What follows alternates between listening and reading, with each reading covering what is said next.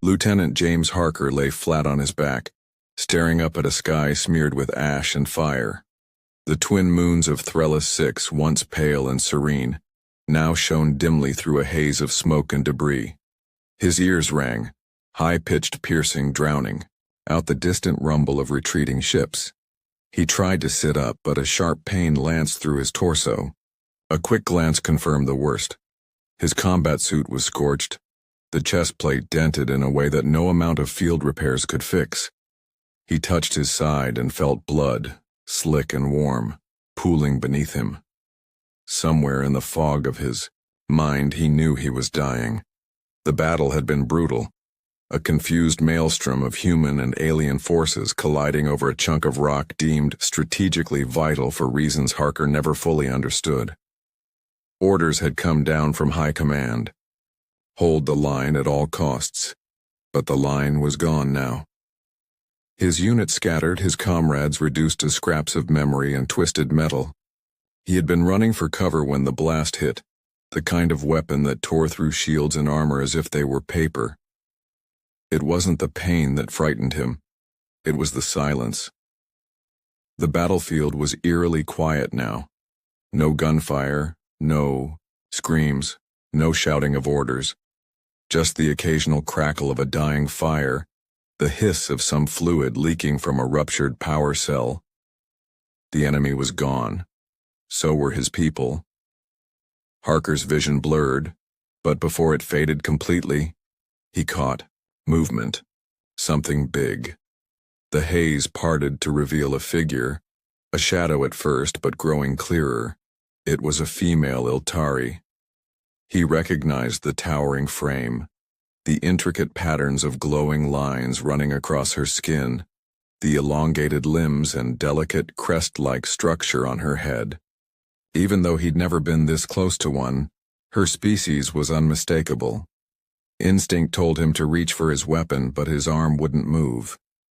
The Iltari stepped closer, her enormous silhouette blocking out the ruined landscape behind her. Harker tried to speak, to demand what she was doing here, but the words caught in his throat. He could barely draw breath. Her head tilted, the glowing lines on her skin shifting in hue. Her large, almond-shaped eyes seemed to study him, not with the cold detachment of a soldier examining a fallen foe, but with something else. Was it pity? Concern? Harker's mind reeled. The Iltari were supposed to be the enemy, weren't they? Ruthless, advanced, unyielding. Yet there she stood, leaning down to him, her massive hand reaching out as though to help? He didn't know whether to be terrified or grateful. All he knew was that he was losing consciousness, and the last thing he saw before darkness overtook him was her face, her glowing eyes locking onto his as her voice, a deep, musical tone, spoke words he didn't understand. Then he felt himself, lifted, cradled as if he weighed nothing. She carried him away from the wreckage, her every step careful, deliberate. As his mind drifted further into oblivion, the thought flickered through his fading consciousness. Why would she save me? The battlefield vanished from his awareness, replaced by a fleeting sense of warmth and motion. And then, nothing. Tasks. James Harker awoke to a sensation so foreign it almost terrified him. Peace. The cacophony of the battlefield was gone, replaced by soft sounds that barely registered, water trickling, leaves rustling, faint rhythmic pulses that seemed to resonate through the air. His mind grasped at fragments of memory, the battle, the explosion, the towering Iltari who had carried him. He'd been sure he was dying. Maybe he had died. His body felt weightless, almost disconnected. He shifted his head slightly and realized he was lying on something soft yet firm, nothing like the hard cots or makeshift beds he was used to. It took a few moments before he dared to open his eyes. The light was strange, not harsh or glaring, but soft, suffused as though the entire space was illuminated by a warm, diffused glow. The room, or what he assumed was a room, appeared organic rather than constructed. The walls were not walls at all, but an undulating surface, faintly transparent and crisscrossed with glowing lines of bioluminescence. The patterns shifted in slow, gentle waves, creating a calming effect. The ceiling arched high overhead, curved like the inside of a shell. Plants with large, silken leaves hung from above, their edges glowing faintly. It didn't feel artificial, yet it didn't feel wild either. It was alive but orderly, like the whole place was breathing in rhythm with something vast and unseen. Harker's breath hitched as he tried to sit up. Pain flared in his chest, but it wasn't the sharp agony he remembered. Instead, it felt dulled, distant, like the echoes of a long-healed injury. His left arm, which he thought had been shattered, moved easily. He flexed his fingers, marveling at how whole he felt. Somehow he wasn't just alive, he was healed. As he took this in, the realization struck him. He wasn't wearing his combat suit. His upper body was bare, his skin marked by faint scars he didn't recognize.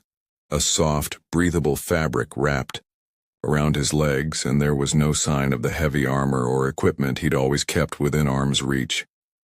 A stab of vulnerability ran through him. He was defenseless.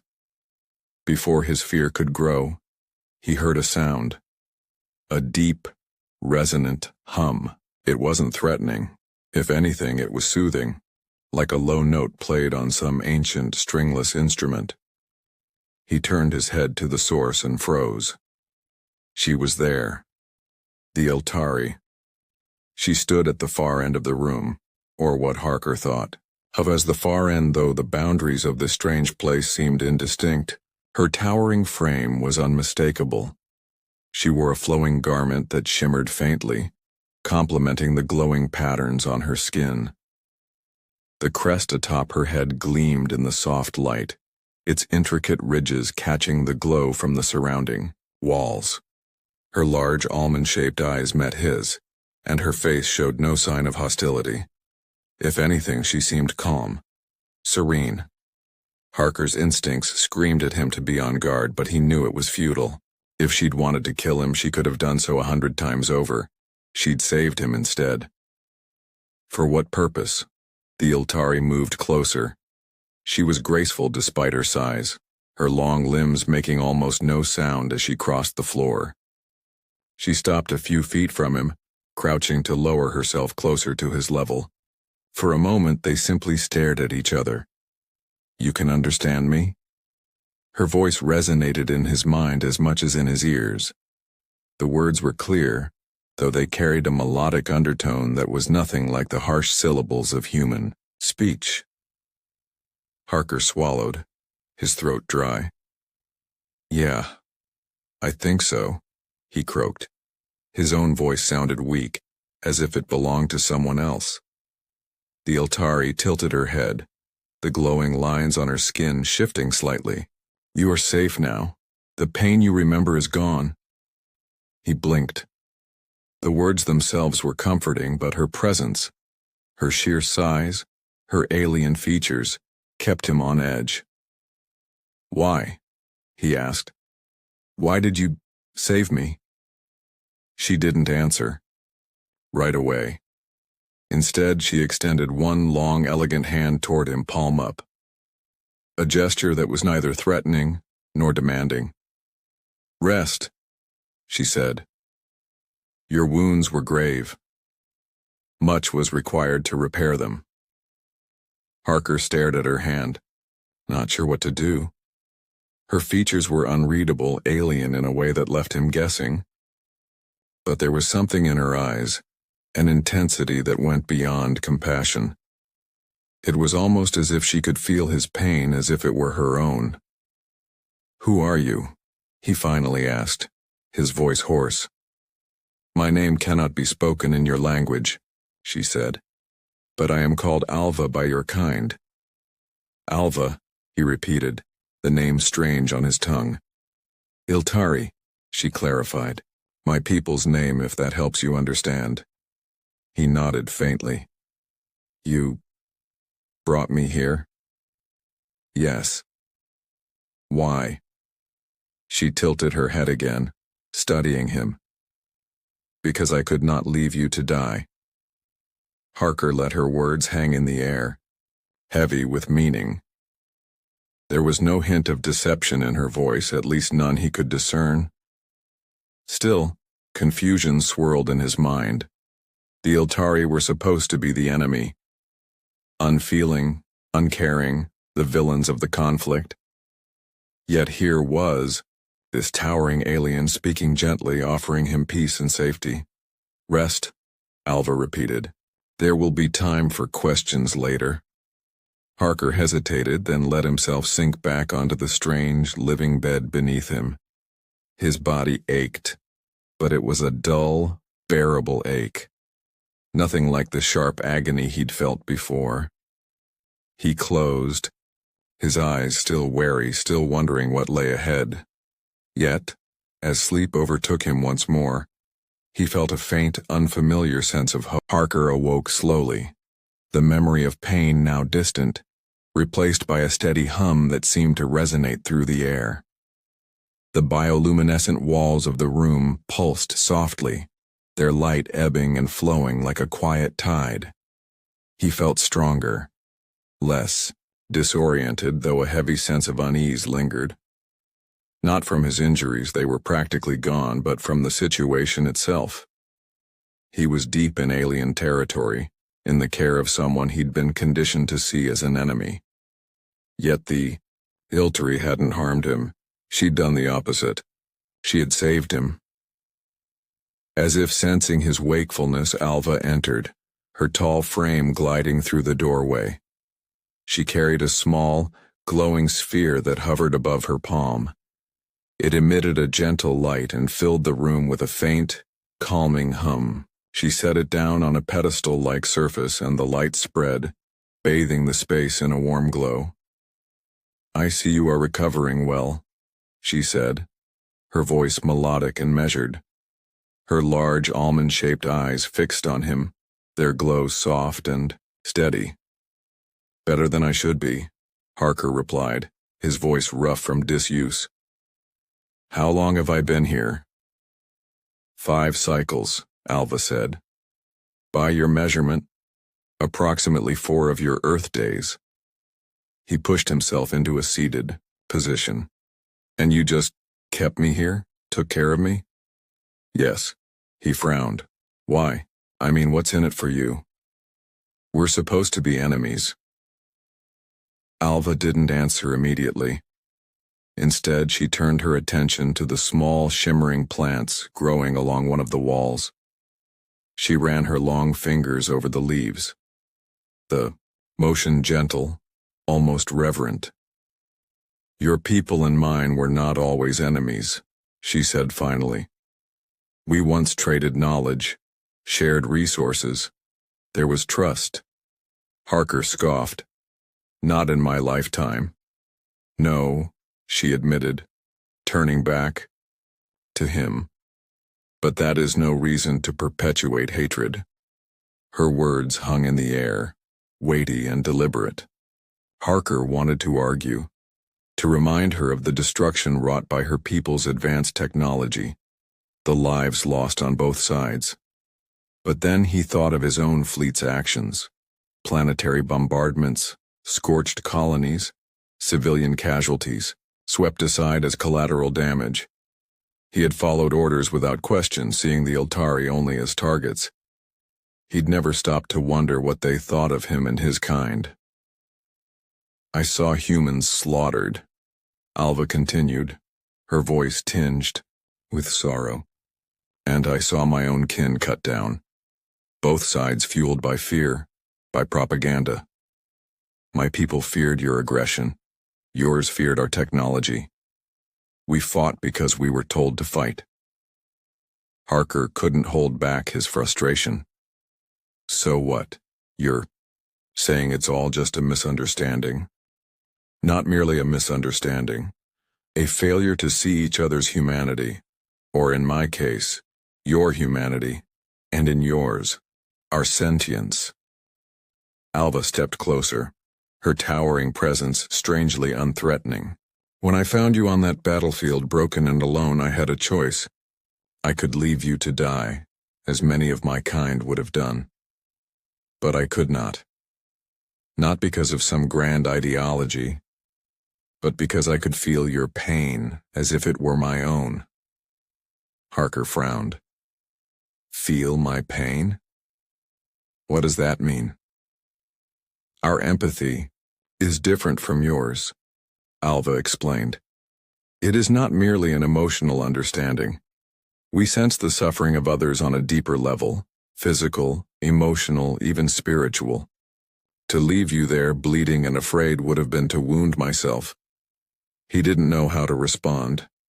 His training had never prepared him for this, for an enemy who claimed to feel his pain, who spoke of trust and empathy.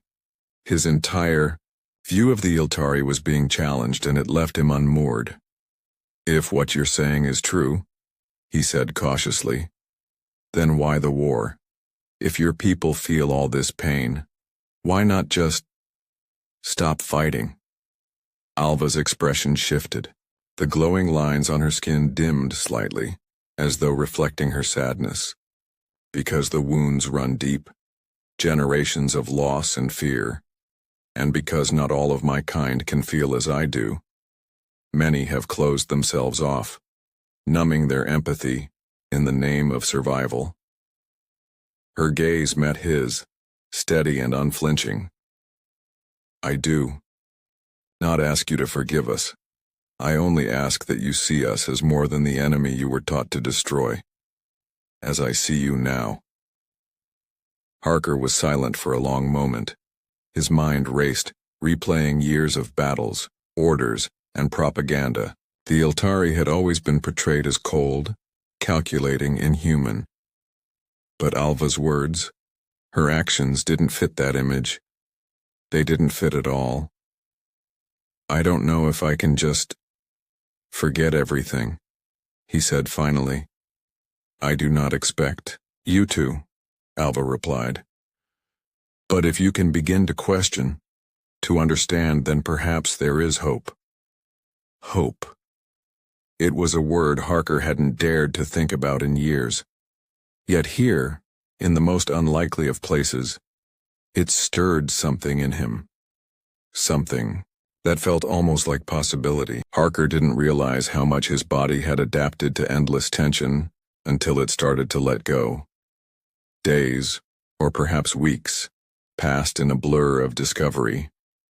Alva's world, now his temporary refuge, revealed itself in layers. At first he was content to stay within the luminous sanctuary, soaking in the calming hum of the place and trying not to question too deeply why he felt safer here than he had anywhere else in years. But soon, curiosity took hold. What was outside these glowing walls? What kind of life could exist on a planet so alien and yet so alive? When Alva noticed his restless glances toward the arched entrance, she simply said, "Come." No long explanation, no overbearing insistence, just a gentle invitation. At first he followed her reluctantly, leaning heavily on a walking staff she had provided. His strength was returning, but his legs still felt stiff and unsteady, as if unsure whether they belonged to him anymore. Each step outside, though, seemed to awaken something in him, a mix of wonder and unease.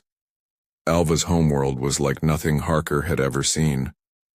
The air shimmered faintly, as though every molecule carried a subtle light. Enormous trees spiraled upward in slow twisting arcs, their bark aglow with veins of shifting color. The ground was soft underfoot, a carpet of thick moss that pulsed faintly with each step. Strange creatures moved through the canopy, some skittered, some glided, and some hung suspended in the air, buoyed by gentle currents. Every sound was musical, as though the entire ecosystem had found its own rhythm, a continuous symphony that never stopped. It unnerved him at first. Everything was so connected, so perfectly harmonious. It didn't feel natural, at least not in the way he'd understood nature. On Earth or any of the colonies, there was always a sense of chaos, of competition for survival. Here it was as if the planet itself was alive, not just hosting life but actively nurturing it. Was this what Alva had meant about balance? About understanding another perspective? "This place doesn't make sense," he said one day as they walked through a grove of trees that glowed a soft blue. "It makes sense to us," Alva replied. She touched one of the tree trunks, and a faint ripple of light spread outward from her hand. "Your kind often views nature as separate from yourselves, a resource to be used, controlled. We see it as part of who we are. It provides for us and we care for it in return." Harker frowned, not sure how to respond. "So what? Everyone just gets along? No conflict? No problems?" "Conflict is not absent," Alva said gently.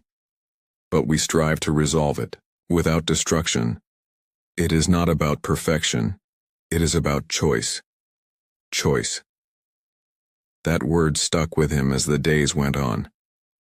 He began to understand that this world, this life, was built on choices made long ago, choices that kept the Iltari from falling into the same cycles of violence and exploitation that plagued humanity. Yet they weren't a utopia, Alva reminded him more than once. They had their struggles, their failures. What mattered was their commitment to repairing what was broken. As Harker grew stronger, he found himself helping in small ways, tending to the bioluminescent plants, learning how to coax their natural energy into the glowing orbs that lit Alva's home, and even assisting in her work. Alva wasn't just a healer in the traditional sense. Her abilities extended to tending the planet's delicate ecosystems, ensuring the balance wasn't disrupted.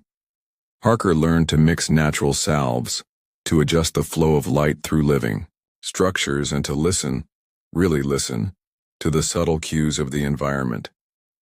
He found it strange how fulfilling these tasks felt. Back home, his sense of purpose had always been tied to orders, missions, objectives. Here, purpose seemed to emerge naturally from the act of living, from contributing rather than taking. He wouldn't have called it peace. Peace was still something distant, fragile, but it was a step toward it. It was a new kind of strength, one that didn't rely on a rifle or a battle plan. And then there was Alva. She never treated him as an intruder, never doubted his ability to adapt. Instead, she guided him with a patience he hadn't thought possible. There were moments of frustration, his clumsy human hands failing to replicate her deft movements, his questions that sounded more like challenges. But Alva always met them, with calm understanding. "You're not what I expected," he admitted one evening as they sat by a shimmering pond. The water glowed softly in the dark, casting ethereal patterns across the nearby trees. "I thought the Iltari were, I don't know, cold, ruthless." "We have been," she said. "We can be. But so can your people. What you see now is only one part of us, just as your soldiers were only one part of you." Harker gazed at the glowing water, his reflection wavering. "I don't even know what my people are anymore." "You will decide for yourself," Alva said. "But you must first understand what you are without war." Her words were simple, yet they cut deep. What was he without war? For the first time in years, Harker allowed himself to consider the question. Not as a soldier, not as someone who... Harker had begun to feel less like a stranger, and more like a part of something, though the transition was far from seamless. The Iltari world was so profoundly different from his own that even the simplest interactions could catch him off guard. In the evenings when he and Alva would sit together in the stillness of the grove, she would sometimes laugh, not at him, but at the absurdity of how he puzzled over things that seemed second nature to her. He couldn't help but smile back, though the sound of her laughter still startled him.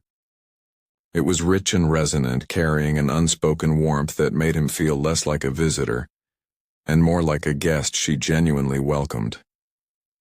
It was during one of these quiet evenings that their bond began to change. At first, it was subtle.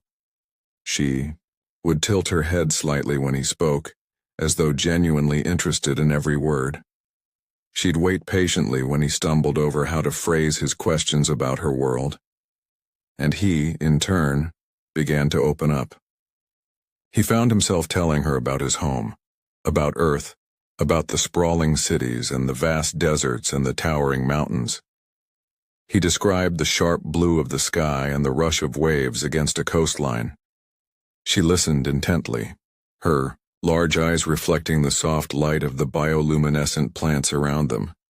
"I never thought I'd miss Earth," he admitted one night, staring at the glow-dappled ground. "Spent so much of my life trying to get away from it. But now, I don't know." Alva studied him for a long moment before speaking. "It is not the place you miss, but what it represents. Your roots, your beginning.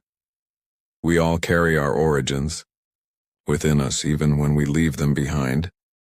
Her words struck a chord he hadn't expected. He nodded slowly, then ventured, "What about you? Have you ever left this world?" Her glowing lines pulsed softly as she considered her answer. "I have, long ago. My people have always traveled, though not always for war. We once sought knowledge, connections. The stars were a place of discovery, not division." "Why stop?" he asked. "Because the pain of conflict grew too great. Too many lost. Too much trust broken." She hesitated, then added, "Perhaps that is why I took you from the battlefield. A part of me remembers what it was like to hope for peace."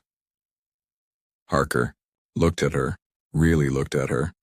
For all her alien features, the towering height, the glowing patterns, the inhuman grace, he could see something familiar. Not in her appearance, but in her expression. A longing, a quiet ache that mirrored his own. It made him wonder how much of their conflict was built on misunderstanding, on stories they'd told themselves to justify the bloodshed. As the days turned to weeks, their bond deepened. Alva no longer merely guided him through her world. She shared it with him. She showed him how the Iltari cultivated symbiotic relationships with the living structures of their planet, how they communicated with the vast network of bioorganic systems that sustained their society.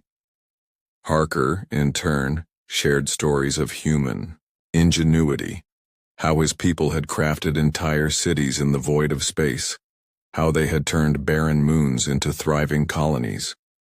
He spoke of human art, music, and the power of storytelling. Alva listened, fascinated, her questions probing at the edges of what he'd thought he knew. One evening, as they walked along a path lit by softly glowing flowers, Alva stopped abruptly. "There is something I wish to show you," she said. Harker followed her to a clearing where a single, massive tree stood. Its bark shimmered faintly, and its branches reached high into the darkened sky, cradling clusters of luminous fruit. Alva stepped forward and placed her hand against the trunk. The tree responded, its light intensifying. Slowly, a pattern of glowing symbols appeared along its surface, forming an intricate tapestry of shapes and lines. "What is this?" Harker asked, stepping closer. "Memories," Alva said softly. "Our trees carry the stories of our people, every life, every choice, every loss. It is not just history. It is a part of us." She pressed her hand more firmly against the tree, and the pattern shifted. forming a glowing image of an Iltari child running through a field, followed by another image of a group of Iltari gathered around a ceremonial fire. Each scene glowed briefly before fading into another, a living archive of moments. Harker was silent, overwhelmed. The concept was so alien, yet so poignant. "You can remember everything?" he asked. "Not everything," Alva said. "But enough. Enough to remind us of who we were and who we might become again." Harker stared at the glowing patterns, the fragments of lives long past. It felt personal, sacred, and Alva had chosen to share it with him. For the first time since the war began, he felt the faint stirrings of something he hadn't dared to imagine, a connection not just to a person, but to a people. And in Alva's steady gaze, he saw that the air in the sanctuary had changed. Harker could feel it, a subtle shift in tension that had less to do with the world outside and more to do with the choices he now had to face. For weeks, he had been a passive participant, carried along by Alva's care and the healing rhythms of her planet. But now he could no longer linger in uncertainty. He had healed, physically and emotionally, and in that healing he'd found clarity. It was time to choose what came next. One evening, as the twin moons of Alva's world hung low in the sky, casting silver light over the endless forest, Harker stood at the edge of a high ridge. From this vantage point, the world looked endless, a cascade of glowing foliage and rivers of light stretching into the horizon. He could feel the planet's pulse beneath his feet, the faint hum of life in harmony, and for the first time it didn't seem so alien. Alva joined him at the ridge, her presence as steady as ever. "You have been quiet," she said, her voice calm but curious.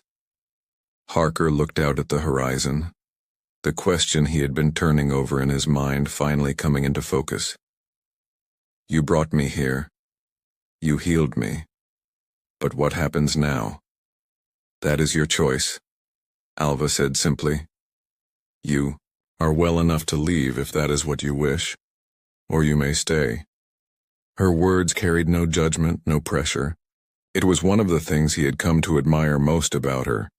She gave him the space to decide for himself, and yet, it wasn't an easy decision. "I've been a soldier my whole life," Harker said. "Everything I've done, everything I've known, it's been about following orders, fighting battles, surviving. Now I don't even know who I am without the war." "You are more than the war," Alva said. She stepped closer, her glowing patterns shifting subtly as she moved. "The wounds of the past do not define you. They shape you, yes, but they do not decide your future. Only you can do that." He turned to look at her, and in her eyes, he saw a reflection of his own uncertainty, but also a quiet strength. Alva had seen her own share of pain, yet she carried it with grace. She had chosen to save him, to show him a different way. If she could do that, then maybe he could too. "What if I stay?" he asked. "What would that mean?" "It would mean learning," Alva said. "Not just from me, but from this world, from my people. And it would mean teaching, sharing what you know so that we might understand each other better." "Do you really think that's possible?" he asked, his voice heavy with doubt.